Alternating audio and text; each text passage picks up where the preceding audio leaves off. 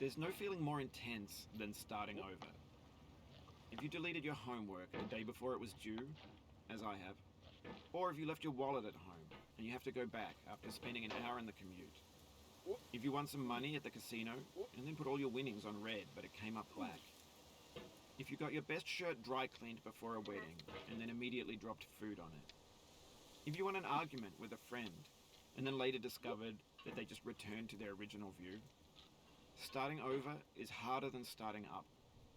If you're not ready for that, like if you've already had a bad day, then what you're about to go through might be too much. Feel free to go away and come back. I'll be here.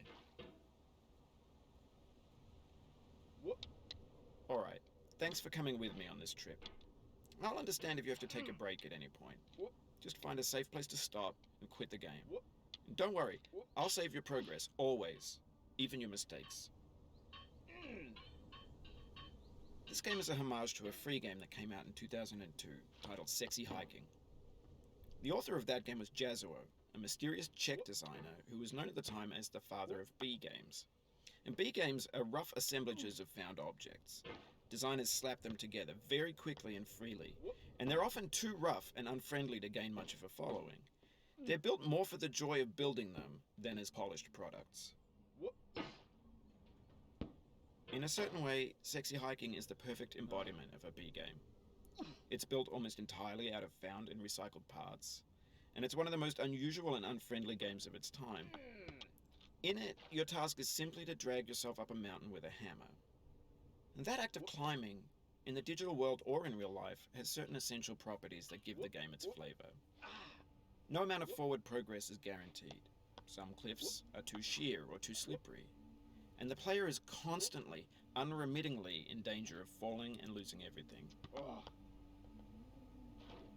Anyway, when you start Sexy Hiking, you're standing next to this dead tree that blocks the way to the entire rest of the game.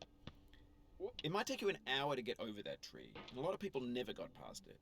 You prod and you poke at it, exploring the limits of your reach and your strength, trying to find a way up and over. And there's a sense of truth in that lack of compromise. Most obstacles in video game worlds are fake. You can be completely confident in your ability to get through them once you have the correct method or the correct equipment or just by spending enough time. In that sense, every pixelated obstacle in Sexy Hiking is real. The obstacles in Sexy Hiking are unyielding, and that makes the game uniquely frustrating. But I'm not sure Jazuo intended to make a frustrating game. The frustration is just essential to the act of climbing, and it's authentic to the process of building a game about climbing. A funny thing happened to me as I was building this mountain. I'd have an idea for a new obstacle, and I'd build it, test it, and it would usually turn out to be unreasonably hard. But I couldn't bring myself to make it easier. It already felt like my inability to get past the new obstacle was my fault, as a player rather than as a builder. Imaginary mountains build themselves from our efforts to climb them, and it's our repeated attempts to reach the summit that turns those mountains into something real. When you're building a video game world, you're building with ideas, and that can be like working with quickset cement. You mold your ideas into a certain shape that can be played with, and in the process of playing with them, they begin to harden and set until they're immutable, like rock. And at that point, you can't change the world. Not without breaking it into pieces and starting fresh with new ideas. For years now, people have been predicting that games would soon be made out of prefabricated objects, bought in a store and assembled into a world. And for the most part, that hasn't happened, because the objects in the stores are trash. I don't mean they look bad or that they're badly made, although a lot of them are. I mean they're trash in the way that food becomes trash as soon as you put it in the sink. Things are made to be consumed and used in a certain context, and once the moment is gone, they transform into garbage. In the context of technology, those moments pass by in seconds. Over time, we've poured more and more refuse into this vast digital landfill that we call the internet.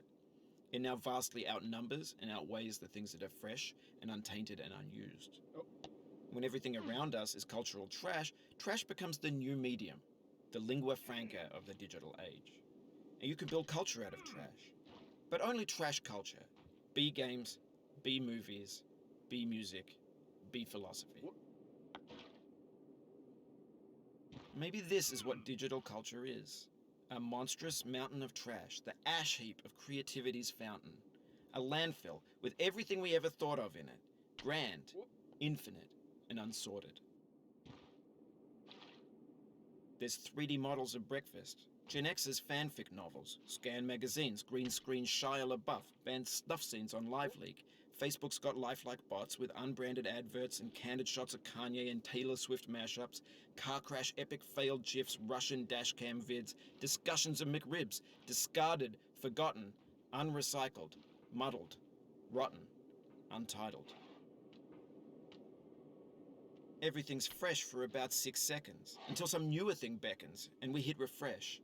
And there's years of persevering, disappearing into the pile, out of style, out of sight.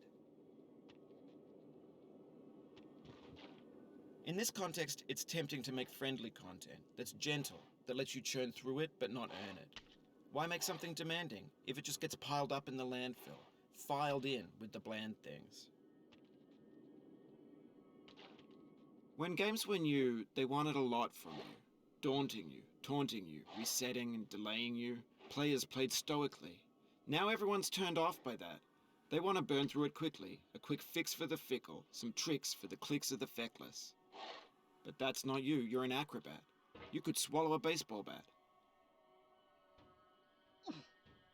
Now I know, most likely you're watching this on YouTube or Twitch, while some dude with 10 million views does it for you, like a baby bird being fed chewed up food. That's culture too. But on the off chance that you're playing this, what I'm saying is, trash is disposable, but maybe it doesn't have to be approachable. What's the feeling like? Are you stressed? I guess you don't hate it if you got this far, feeling frustrated. It's underrated. An orange is sweet, juicy fruit locked inside a bitter peel. That's not how I feel about a challenge. I only want the bitterness. It's coffee. It's grapefruit. It's licorice.